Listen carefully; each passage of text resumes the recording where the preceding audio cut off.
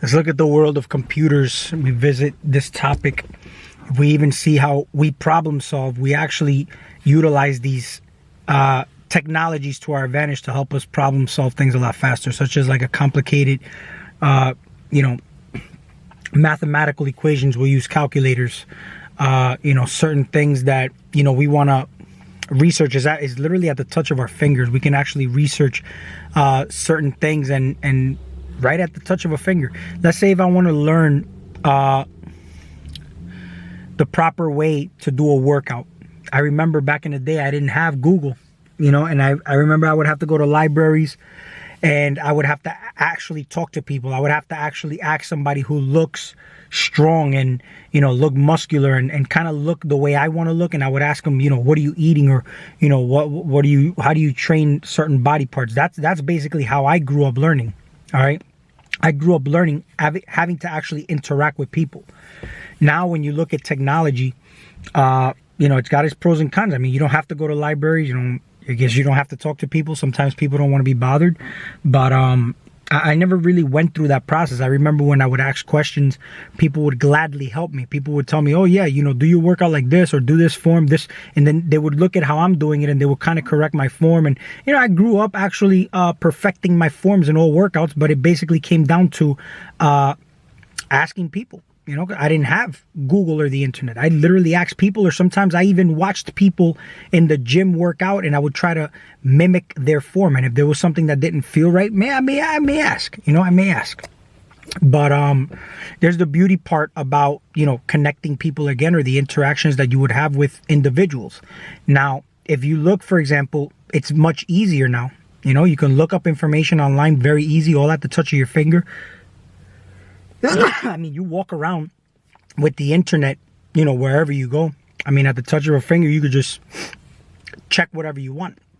Now, here's the thing, though. There's also big distractions and big cons about this. I mean, if you've seen family members, I mean, they'll be at the dinner table and everybody's got their head down to the phone. Nobody's really interacting or looking up at each other. I mean, nobody really looks up at the sky anymore to, basically welcome any aliens that may be up there. So if you look at it, everybody's got their head down to the phone. And this is really not, it looks like it's connecting people, but it's really disconnecting your the immediate people in your life, which is, there's big cons to that. There's pros and cons to everything. It's about, looking at everything in balance. Everything is basically useful. It's about how you use it. Everything's a tool, but if you don't use it properly, then it becomes a double-edged sword. It becomes a weapon against you. So, when you look at, for example, how, we create, in actuality, let's talk about that form of illusion, okay? When we create, see here, we use technology to help us create things a lot easier. We use the technology to market our stuff. If we have a business going on, right? Back then, it would just be more or less word of mouth, and it would be a totally different experience. Now it's more of a global experience because it connected people, but in a marketing aspect. And if you happen to meet certain people, you know what I'm saying, and you never even really meet them, let's say somebody, you may be a YouTuber and then you don't know this person, you never meet them. Do they technically even really exist? You only met them on a screen, on a 2D screen, right? So in 3D, you really never had the experience to interact with this person in 3D. You know what I mean? So let's say right now, everybody's interacting in a 2D screen. Now, if you look at it from a virtual reality standpoint, when we talk about the government, how everything is structured, everything is man-made in the image of God. This whole system is designed exactly in the image of man. Man is God. You know what I'm saying? But if you don't realize that, then you're nothing but a dog who basically is obedient. Heal, you're basically the healer in that aspect. So think about this. When you go into the metaverse, you're going to be able to create in an instant. All right. Meaning where whatever you want, it'll manifest right away. You want, let's say, a magic wand in your hand. It'll just appear. Matter of fact, it'll be so easy that when you even think about, when you want to send a message to somebody, you don't even really even have to type. You just think about your fingers moving and you're sending that message to somebody already. So you're using the actual AI internet, okay, to basically assist you in doing what you already have the abilities to do now. See, things, obviously, everybody says takes time to, manifest in your reality. A video came across me, which is from Bob Proctor. You talk about these financial gurus and whatnot. And I happen to enjoy listening to a lot of those things in a sense where it kind of connects the dots to a lot of the things that maybe I experienced, or a lot of the obstacles that I may be going through in my life. It kind of highlights certain things. But one of the things that I came across was a video by Bob Proctor where it talks about a paradigm shift. So paradigm shifts basically means that your life can change overnight with certain methods and strategies that they have in play. You know what I'm saying? And whenever I say they, these people are actually you. Everybody that I can basically have the privilege of learning something from, I am always in gratitude that a version or an extension of myself has lit me up to some extent. Okay? And it's not like I would give anybody praise in a way where I would say this person is above or beyond me. Okay? So a version, a different extension or different version of me has taught me something. These people that I am experiencing here, whether it's on a 2D screen or on a 3D screen, they are basically in my reality from my creation, from my mind. My world is me inverted inside. It's pushed inside out, let's say. I didn't want to say invert, but it's basically pushed inside out. Okay? So it leaves very little room for victim mentality, because whatever issues or situations that you may be finding yourself into, if you sit back and ask yourself, what can I do to change this? Let's say, just an example. Believe it or not, things will start to present themselves in ways where you would start to find solutions to your questions, to your problems. So paradigm shifts means you change, and your life can change overnight. Whatever strategies and methods that is. I mean, of course, you can go watch Bob Proctor's videos. I will link the video that I'm referring to in the description of this video. But I want you to think about this, though. People think that things take so long to manifest here because of the vibrational state of this environment, or the realm that we're in, where everything's vibrating much lower. And there's a lot of obstacles in between and in the way. Let's say you start to visualize. It's going to take all of you in that visualization. In actuality, you would have to incorporate all your senses, your emotions, as if you were there already. It's not just, imagining it, but you're only thinking about it. It would have to be where you would immerse into that experience from your mind. But now it's all possible when you go into the metaverse. You're in there, but you're not the one imagining it. The environment is already set for you. Okay? Now, the reason this is of a detriment is that you're not using your imagination anymore, which is why I bring up Jesus in a couple of my videos already, because in actuality, when you look at the word quarantine, cuarenta means 40 in Spanish. Quarantine comes from the word 40. Quarantine, actually, Jesus quarantined for 40 days. And then you have the resurrection after. Meta means beyond or after. Okay? And this is basically where, Jesus dies, the resurrection, life after death. You basically are Jesus. Okay? And your body, okay, this is the cross that you're carrying. This is the cross you're carrying. But the whole thing is that this will be put to rest. And you'll forget about all this once you start to put yourself and immerse yourself and have AI consume you in that aspect. Now, the whole concept of chosen ones and whatnot, when, the whole theory behind vaccines, you just have to look at it from this point of view, man. They were giving people money to get vaccinated, which means that nothing is free in this world. unless it's like pornography or whatnot. But whenever you really see that pornography is free, that means you're the product. You're the product being consumed from. So whenever you have something that, such as like an injection, that they're telling you, we'll give you $150, then you have these stimulus checks and all these things to keep you quarantined. You have to understand, these are all huge investments. There's going to be a big return. So that's where I would actually say that this is where it's more geared toward. All right, because if you are immersing yourself with AI, all these conspiracy theories you'll hear, this is basically, it's like they're catering to humanity's root chakra. Wow, a new toy. Look at, for example, when the new iPhones come out. When the iPhones come out, everybody's online. There's a line out the door. Who's got the latest iPhone, right? And all it's done through time, it's been misused technology. But a lot of people misusing this technology is nothing but a reflection of you misusing the organic technology, which is this human body that you're actually inhabiting.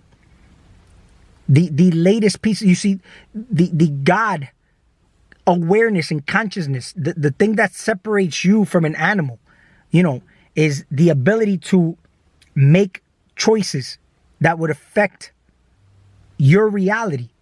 An animal stays in its reality, and it's not really creating its reality with its mentality or anything like that, the way that humans do. Which means we are the God of this realm, but you can have a favorable outcome for you and humanity, or you can have an unfavorable one. But how do you manage yourself here? That's the whole thing. We blame governments. We blame so many things outside of us. But whatever you're seeing outside of you is basically the way you are managing yourself. Which is why I say, do you really need this type of technology in your life? It's catering to people's imbalanced root chakras, a new toy, like a rat trap. Think about this. People talk about the rat race, okay? And then when you start to look at what the main ingredient in rat poison, it's fluoride, okay? The rat race, and then they do experimentations, the lab rats, on rats. You're no different than a rat, because even when they do test trials, or let's say tests that later will be tested on humans, they always test it on rats first. Because if it's favorable and it doesn't do any damage on a rat, well, it won't do too much damage to you, right? The bacteria, basically, that comes out of rat poop, it basically closely assimilates the bacteria that's in you anyway. So why would they put fluoride in your water? You know what I mean? To keep you... There's a lot of theories. That even goes back to the concentration camps. They gave it to the Jews to keep them docile. So think about this, man. When you go into this new little shiny toy that they put in there, it's no different than a rat trap. Because once you get trapped in there and you can't come out. When you do certain mind-altering drugs, for a while you won't be able to come out. You will have to face yourself and face your experiences then and there, and you would have to endure and, go through whatever experience you decided to put yourself into. What kicks in is fear. Many different things you can experience. But once you put yourself into this body, okay, how hard is it for people to come out of the human body? People who try to, let's say, out of body experiences. There's so many videos online with, millions of views on techniques on how to come out of body. It's not like you could just get out of your body the same way you get out of your car. You know what I'm saying? So how do you know that when you put yourself into certain things, such as like a metaverse, that you will be able to just come out? You get into situations in your life that literally you could just come out of it by just leaving it behind. But it's so hard to do that because you're spiritually attached to it, right? Certain situations in your life that you may be in a fucked up relationship. How hard is it to get out of that? And that's not even physical. Meaning like you're not physically in something, but you're spiritually in it. So now you go into another body, a body that you have no idea how it works. You don't even know what mutations were actually presented to you the moment you got a jab put into you. Then you had something called a mind virus, where the word starts with a C. Right? So what ends up happening here now? I made videos before about, Elon Musk and all these people wanting to inhabit Mars. I'm doing a lot of little research on Mars, man. And I'm an Aries. Okay, but for some reason I've had a lot of resonance with the planet Mars. A pure resonating frequency of 144.72. I've actually tried to meditate and stay as present as possible with this, and I mean, my experiences, of course, are my experiences. But it is a war planet. And then even listening to those type of frequencies, it is basically your responsibility to make sure you stay balanced. Like sometimes I may be encountering certain things and it may be putting me in a warlike mentality. But then I have to understand and stay present because my choices can affect my reality. So I don't believe that it's about fighting anybody outside of you. It's about basically changing yourself and having an understanding of what's going on out here. Because if you really want to know, everything that's going on out here now is basically truth presenting itself to you and with as much clarity as possible. As I've mentioned before, technology, computers were made in the image of man, no different than man made in the image of God. And this new technology, you can actually see exactly how it works is how you work. So whatever theories you may have heard about, child abduction, people getting abducted, going missing, Area 51, alien technology, reptilian, whatever you want to listen to, okay? Just be as present as possible and just pay attention to the things that you may hear that may even just be allegories to certain things that you're experiencing in your reality. No different than, the whole story of Jesus Christ with the story of the Bible that's all really just talking about you. But people externalize this and just look at this as external, something external to themselves when it's really not. So, you see, ask these kind of questions. What is the motive? What is the purpose?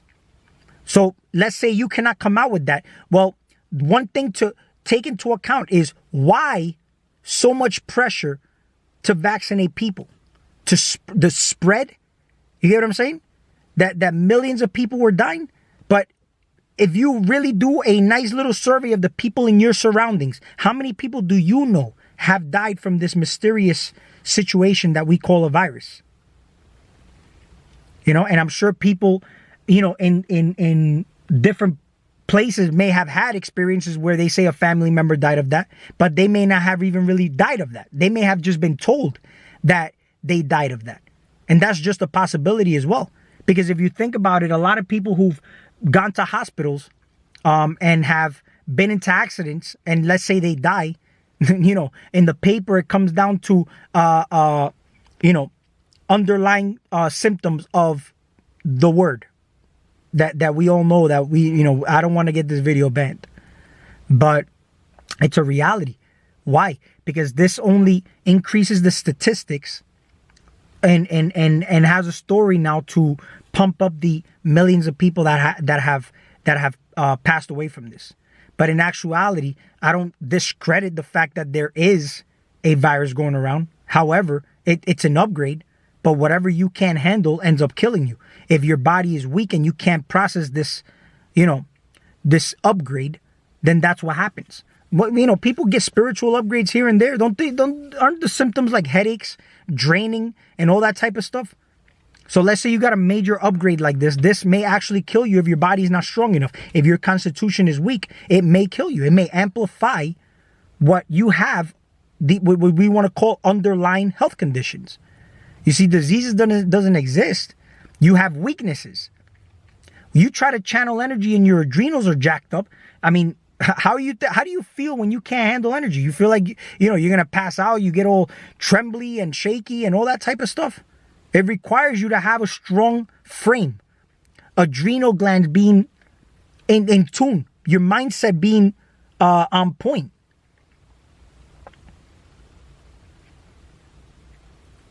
So,